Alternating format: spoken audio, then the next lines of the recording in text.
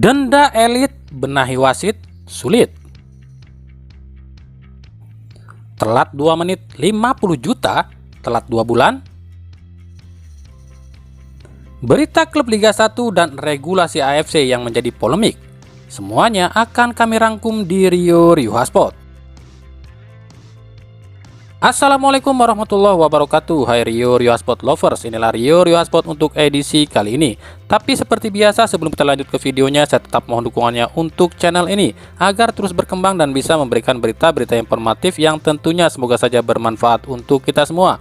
Dengan cara klik subscribe, aktifkan juga notifikasi loncengnya, like, share, dan juga komen. Dan inilah Rio Sport selengkapnya.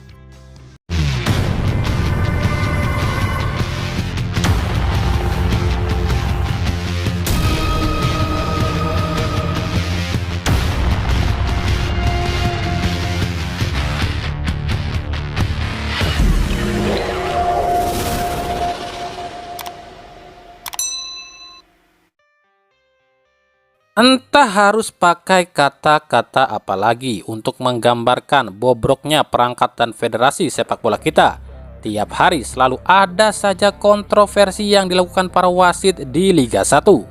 Baik dari keputusan offside maupun keputusan pelanggaran dan gol-gol yang dianulir oleh wasit-wasit goblok tanah air. Sampai-sampai bosen tiap hari lihat tingkah wasit yang bikin geleng-geleng kepala. Yang lebih bikin geleng-geleng kepala, hingga sejauh ini nggak ada satupun statement atau pernyataan dari federasi maupun dari PT LIB yang menyinggung kinerja wasit.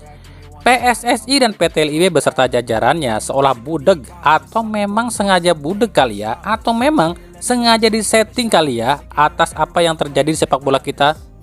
Ini benar-benar parah sih PT LIB sama PSSI. Udahnya regulasi dilanggar, rekomendasi FIFA pun dilabrak, terus kinerja wasit-wasit nggak dibenahi. Giliran ngasih sanksi dan denda paling cepet. Coba deh kalian masuk ke akun-akun media sosialnya milik federasi seperti milik PSSI, milik PT LIB, Iwan Bule, Ferry Paulus, dan lain-lain. Nggak ada satupun yang mengkritisi keputusan wasit. Sudah nggak bisa disebutkan lagi nih jumlah kontroversi wasit. Tiap pertandingan pasti ada aja kontroversi wasit. Jadi kata-kata yang tepat untuk PSSI saat ini adalah denda elit benahi wasit sulit. Lalu apa yang sebenarnya harus dilakukan nih? Untuk jangka panjangnya ya tentu rombak total semua perangkat, mulai dari PSSI, PT LIB, broadcast, dan lain-lain. Bentuk ulang dan susun ulang dengan seluruh standar FIFA.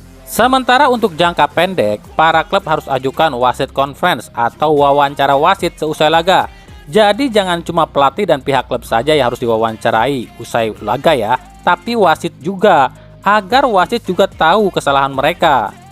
Jika PSSI menolak adanya wasit conference usai laga, berarti fix nih, PSSI memang sengaja membuat kontroversi atau kecurangan ini terjadi.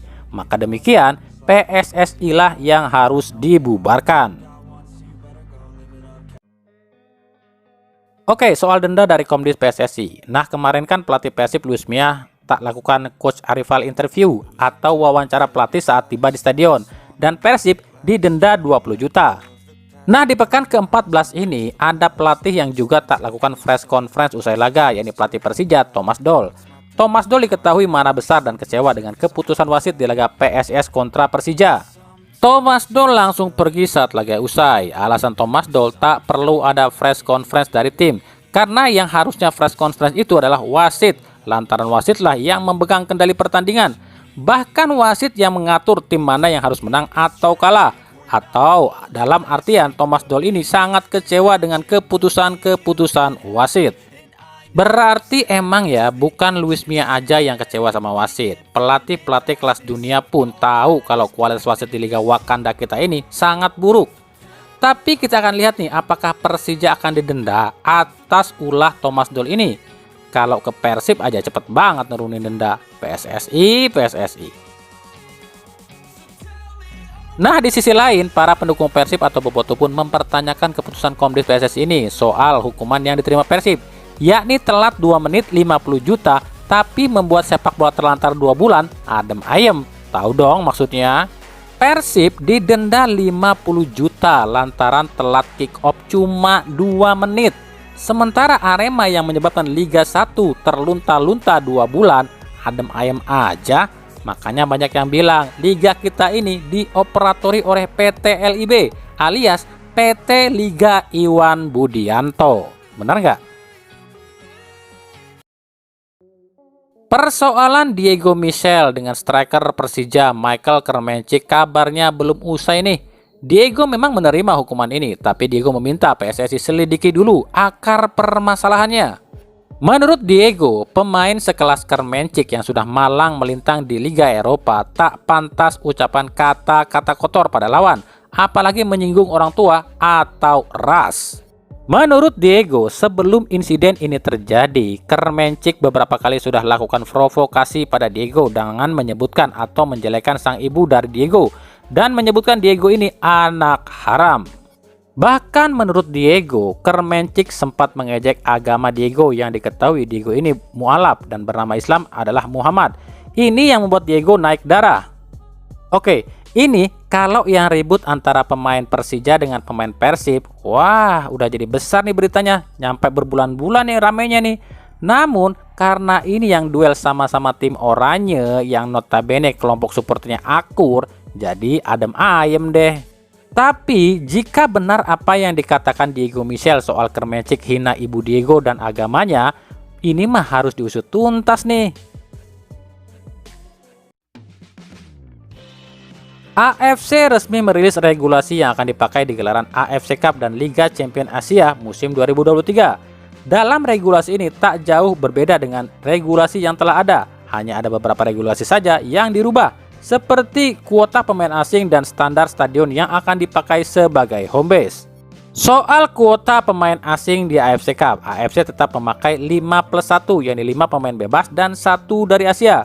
Sementara home base sendiri atau markas, AFC menginginkan tim-tim peserta memakai stadion yang standar FIFA dan minimal berkapasitas 30.000 penonton. Bicara soal kuota asing di AFC Cup dan Liga Champions Asia, 3 klub Indonesia yang berpeluang main di ajang ini yakni Bali United di Liga Champions Asia namun harus lalui playoff, dan Persib Bandung yang otomatis main di AFC Cup, serta Bayangkara FC yang lalui playoff untuk tampil di AFC Cup. 3 tim ini belum bisa tentukan apakah akan pakai pemain asing 5+1 atau tetap pakai 3+1 seperti regulasi Liga Indonesia. Jika pakai 5+1, 3 klub ini akan rugi, yakni 3 tim ini harus tambah 2 pemain asing lagi, sedangkan 2 pemain asing tambahan ini tak bisa dipakai di Liga 1, yang artinya beban klub akan bertambah. Untuk itu, persoalan kuota pemain asing di AFC ini akan dibahas di KLB PSSI di Februari mendatang. Hal ini pun diutarakan Direktur PT PBB Teddy Cahyono. Kita belum memikirkan ke sana, walaupun planning itu sudah ada. Itu kan mulainya bulan Juni, yang otomatis Liga 1 musim ini sudah selesai dan masuk ke musim baru. Dan kita belum tahu seperti apa regulasi di musim depan nanti. Tapi ini mungkin akan kita bahas di KLB, ujar Teddy Cahyono. Lalu apa alasan PSSI tak pakai regulasi 5+1 seperti di negara-negara Asia lain? Seperti diketahui, di liga-liga negara Asia lainnya sudah menerapkan kuota asing 5+1. Bahkan di Liga Qatar sudah pakai 6+1 dengan rincian 5 bebas, 1 Afrika dan 1 Asia.